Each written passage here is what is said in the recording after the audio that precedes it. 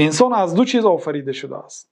الله تعالی گفت که فاذا سویته و نفخت فیه من روحی فقعوا له ساجدین در سوره حجر. اگر من انسان را آفرم، شکلش مکمل شد، اعضاهاش بطون مکمل که شد، بعد اینکه اعضاهاش مکمل شد و نفخت فیه من روحی، از روح خودم برای او اگر جان پوف کنم، فقعوا له ساجدین، سپس شما به آدم سجده کنید. گفت فرشته ها را امر کرد بعد اینکه روح می درآید سجده کنید.